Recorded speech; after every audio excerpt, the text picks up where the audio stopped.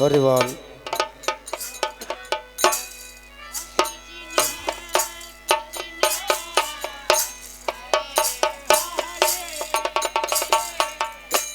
আজ রাজা হিরণ্যকশিপু তার একমাত্র পুত্র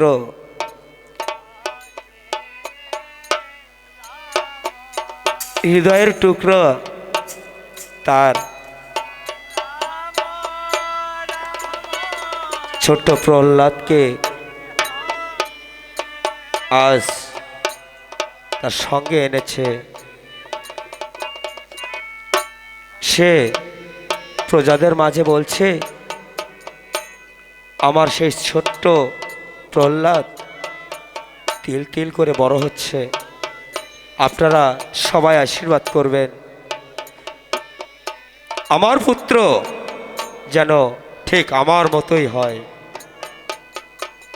আমার মতোই যেন রাজকার্য পরিচালনা করতে পারে, আমি ঠিক সেইভাবেই তাকে গড়ে তুলব।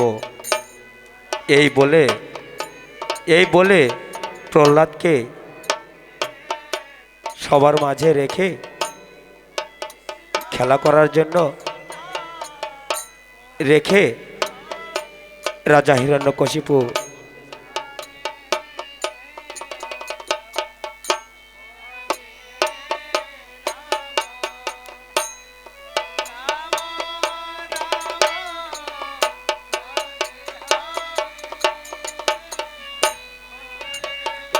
হরি বল, তাকে রেখে রাজা হিরণ্যকশিপু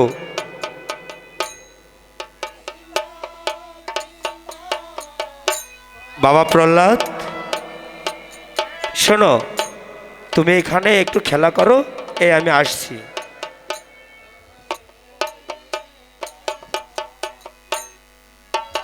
এই কথা বলে রাজা হিরণ্যকশিপু আজ তার ছোট্ট পুত্রকে খেলা করার জন্য রেখে ফিরে গেলেন। এদিকে প্রহ্লাদ সে কি করবে রাজকার্য পরিচালনা, সে যে পরম ভক্ত হয়ে জন্মগ্রহণ করেছেন, সে দুবাহু তুলে সে মধুর কৃষ্ণ নাম জপ করছে কেমন ভাবে।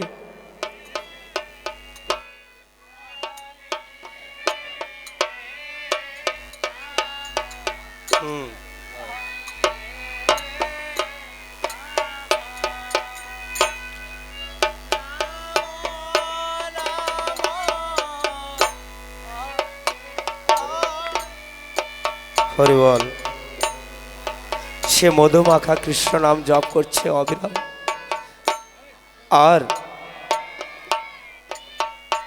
ভগবানের কাছে নিজেকে আত্মসমর্পণ করে বলছে, হে ভগবান, তুমি আমায় পাঠিয়েছ,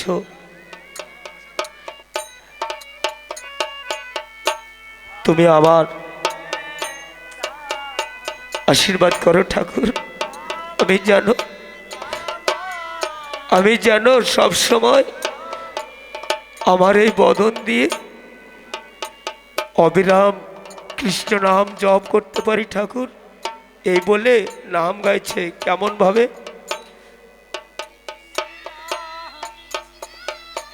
বল,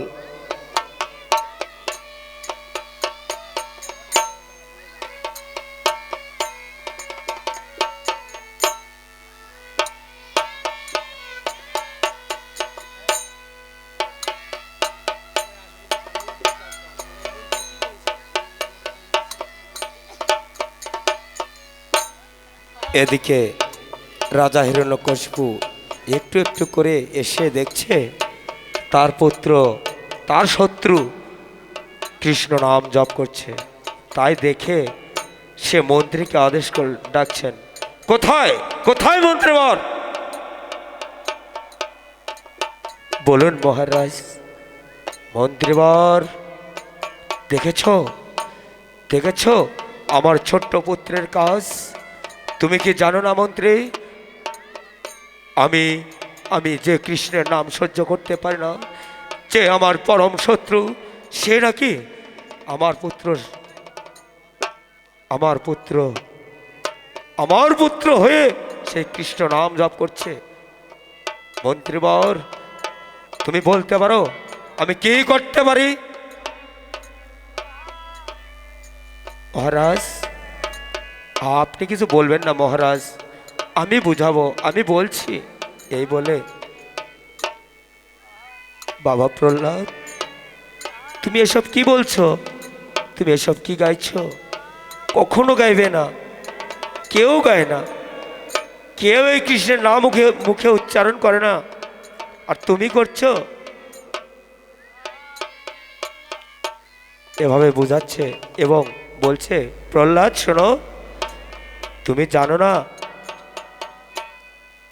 ওই কৃষ্ণ তোমার, ওই কৃষ্ণ তোমার পিতার পরম শত্রু। তোমার পিতা জানতে পারলে তোমায় আস্ত রাখবে না। কিন্তু কোনো কথাই শুনছে না। মন্ত্রী কাকা, এই জগতে, এই জগতে যদি কেউ কৃষ্ণ নাম উচ্চারণ না করে তাতে আবার কিচ্ছু যায় আসে না মন্ত্রী কাকা। কিন্তু আমি যে এই কৃষ্ণ নাম ছাড়া, এই কৃষ্ণ নাম ছাড়া কিছুই ভাবতে পারি না কাকা। এই বলে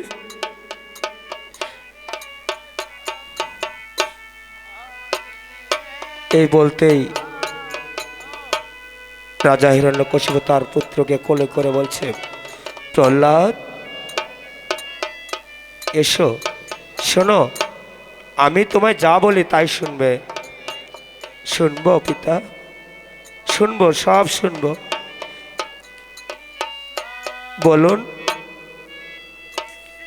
শোনো প্রহ্লাদ, আমি সব সহ্য করব, কিন্তু তোমার মুখে কৃষ্ণের নাম আমি সহ্য করব না।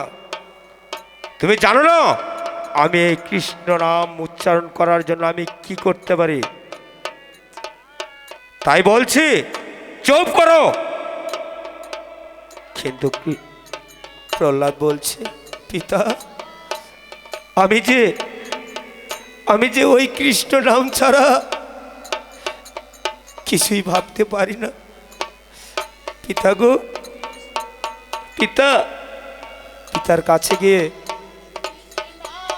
পিতার পায়ে পড়ে বলছে, পিতা গো আমি সব শুনবো পিতা, কিন্তু আমি এই কৃষ্ণ নাম, এই কৃষ্ণ নাম আমি কখনো ছাড়তে পারবো না পিতা। হরি বল,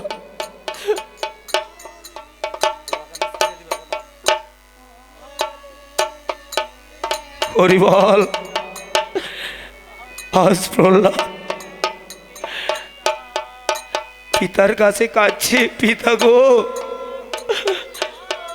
আমায় আমায় ক্ষমা করো পিতা, আমি পারবো না এই মধুমাখা কৃষ্ণ নাম ছাড়তে।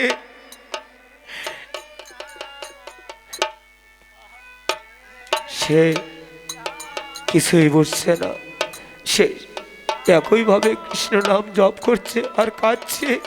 হে ভগবান, আমি তো তোমার কাছে কিছু চাইনি ঠাকুর, আমি শুধু এই চাই, আমার এই বদন দিয়ে যেন তোমার নাম সংকীর্তন করতে পারি ঠাকুর। সে অবিরাম কৃষ্ণ নাম জপ করছে,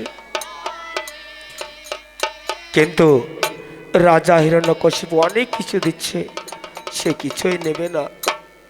সে শুধু কৃষ্ণ নাম, তার কাছে ভিক্ষা চাইছে। পিতা গো, পিতা আমায় শুধু এটুকু ভিক্ষা দিন পিতা, আমি আর কিচ্ছু চাই না।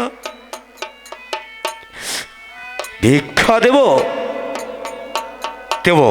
তোমায় আমি ভিক্ষা দিচ্ছি, এই নাও ভিক্ষা। এই বলে প্রহ্লাদকে আঘাত করলেন।